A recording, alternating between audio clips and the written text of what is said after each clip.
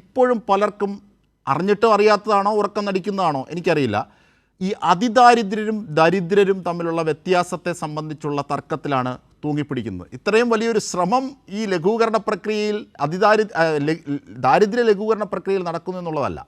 അതിദാരിദ്ര്യരാര്, അവർ ഇത്രയും ഉണ്ടോ, ഇനിയുമില്ലേ, എവിടെയാണ് എന്നുള്ള ചോദ്യങ്ങളാണ്. അതൊക്കെ അപ്രസക്തം. അപ്പോൾ ഈ എല്ലാ ദരിദ്രരും അതിദാരിദ്ര്യരാണോ? എല്ലാ ദരിദ്രരും അതിദരിദ്രരല്ല. ഞാൻ നേരത്തെ പറഞ്ഞു, വളരെ വ്യക്തമായിട്ട് പറയാൻ ശ്രമിച്ചു.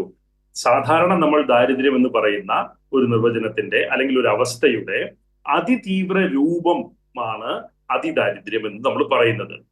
സ്ഥലവും വീടും ഇല്ലാതെ തെരുവിൽ അലയുന്ന ഒരു കുടുംബം, റേഷൻ കാർഡ് ഇല്ലാതെ, അതുകൊണ്ട് ഭക്ഷ്യധാന്യം ലഭ്യമാകാതെ, തൊഴിലെടുക്കാൻ ശേഷിയില്ലാത്ത ഒരു കുടുംബം, കുടുംബത്തിലെ കിടപ്പ് രോഗിയെ നമ്മൾ പരിപാലിക്കുന്നത് മൂലം തൊഴിൽ ശേഷിയുള്ള അവശേഷിക്കുന്ന ഒരാൾക്ക് പോലും തൊഴിൽ ചെയ്യാൻ കഴിയാതെ വരുന്ന ഒരു ദരിദ്ര കുടുംബം, വയോജനങ്ങൾ മാത്രമുള്ള, ആർക്കും തൊഴിലെടുക്കാൻ കഴിയാത്ത ഒരു ദരിദ്ര കുടുംബം, റേഷൻ കാർഡ് ഇല്ലാത്ത, അതുപോലെ തന്നെ കിടപ്പ് രോഗികൾ മാത്രമുള്ള, വയോജനങ്ങൾ മാത്രമുള്ള, ആർക്കും തൊഴിലെടുക്കാൻ പറ്റാത്ത, സ്ഥലവും വീടും ഇല്ലാത്ത, പലപ്പോഴും തെരുവിൽ അലയുന്ന ഒരു കുടുംബം.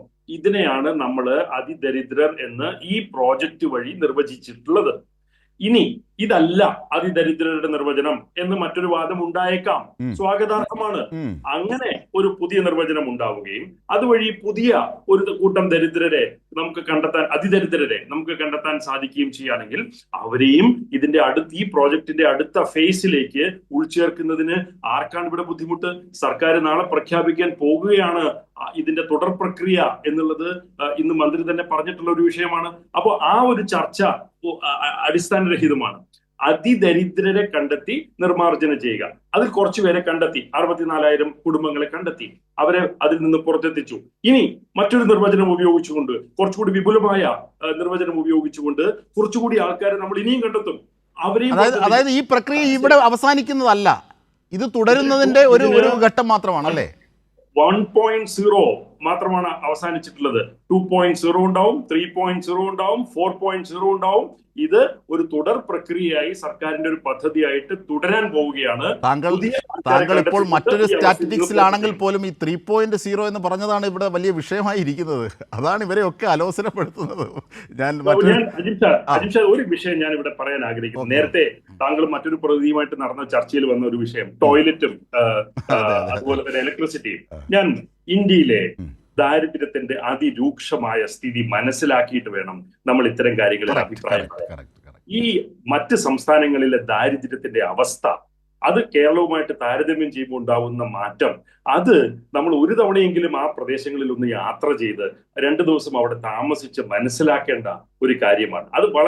അത് മനസ്സിലാക്കാതെ വളരെ അശ്രദ്ധയോടുകൂടി അഭിപ്രായങ്ങൾ പറയുന്നത് വളരെ വളരെ മോശമാണ് എന്നാണ്.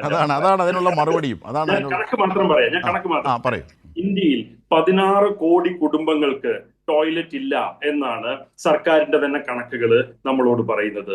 കേരളത്തിൽ ടോയ്ലറ്റ് ഇല്ലാത്ത വീടുകളുടെ ഷെയർ എന്ന് പറയുന്നത് 0.02% മാത്രമാണ് എന്ന് കേന്ദ്ര സർക്കാർ തന്നെ പറഞ്ഞിട്ടുണ്ട്. അതില് ഇതേ കണക്ക് ആന്ധ്രാപ്രദേശിൽ നോക്കുമ്പോൾ 9% ടോയ്ലറ്റ് ഇല്ല, കുടുംബങ്ങൾക്ക് ടോയ്ലറ്റ് ഇല്ല. ബീഹാറിൽ 30% കുടുംബങ്ങൾക്ക് ടോയ്ലറ്റ് ഇല്ല. ജാർഖണ്ഡിൽ 33% കുടുംബങ്ങൾക്ക് ടോയ്ലറ്റ് ഇല്ല. ഒറീസയിൽ 37% കുടുംബങ്ങൾക്ക് ടോയ്ലറ്റ് ഇല്ല. യോഗി ആദിത്യനാഥിന്റെ ഉത്തർപ്രദേശിൽ 16% കുടുംബങ്ങൾക്ക് ടോയ്ലറ്റ് ഇല്ല. കേരളത്തിൽ ഇല്ലാത്ത എത്രയാണ്? ഞാൻ ഒന്നുകൂടി പറയാം, 0.02% മാത്രമാണ് കേരളത്തിൽ ടോയ്ലറ്റ് ഇല്ലാത്ത കുടുംബങ്ങൾ.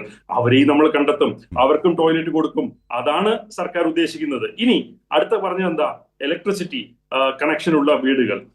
ഇന്ത്യയിൽ എല്ലാ വീടുകളിലേക്കും ഇലക്ട്രിസിറ്റി എത്തിച്ചു എന്ന് കേന്ദ്ര സർക്കാർ അംഗീകരിച്ച, പ്രഖ്യാപനം നടത്തിയ ഇന്ത്യയിലെ ആദ്യത്തെ സംസ്ഥാനം 2017 കേരളമായിരുന്നു.